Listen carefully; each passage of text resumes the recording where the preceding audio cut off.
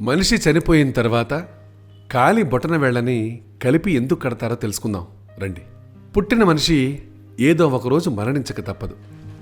అసలు మరణం అనేది మనిషికి ఎందుకు వస్తుందో, ఎప్పుడు వస్తుందో అనేది కూడా ఎవ్వరం మనం ఊహించలేం. కానీ మరణించటం మాత్రం పక్కా. ప్రపంచంలోని అన్ని జీవులకి మరణం అనేది ఉంటుంది. ప్రపంచంలోని ప్రజలు వారికి ఉన్న ఆచారాలు, నమ్మకాలను బట్టి వివిధ రకాలుగా దహన సంస్కారాలు చేస్తుంటారు.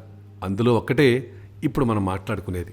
హిందూ సాంప్రదాయంలో దహనం కంటే ముందు చాలా పద్ధతుల్ని పాటించిన తర్వాతే చనిపోయిన వ్యక్తిని దహనం చేస్తుంటారు.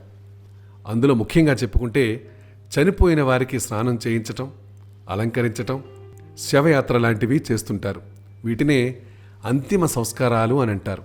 కొందరు ఒక వ్యక్తి మరణించిన తర్వాత వారి కాలి బొటన వేళ్ళని తాడుతో లేదా తీగతో కలిపి కట్టిన తర్వాత దహనం చేస్తుంటారు.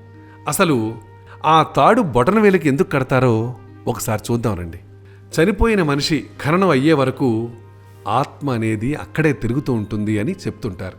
అయితే కాలి బొటన వేళ్ళని కలిపి కట్టడం వల్ల కట్టడి చేసినట్టు అయి ఆత్మ అనేది ఇంట్లోకి మళ్ళీ రాదు అనేది వాళ్ళ నమ్మకంగా చెప్తున్నారు.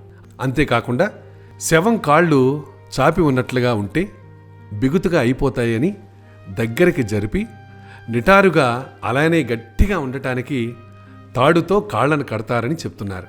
ఇప్పుడు తెలిసిందా దీని వెనకాలన్న ఆంతర్యం, రహస్యం?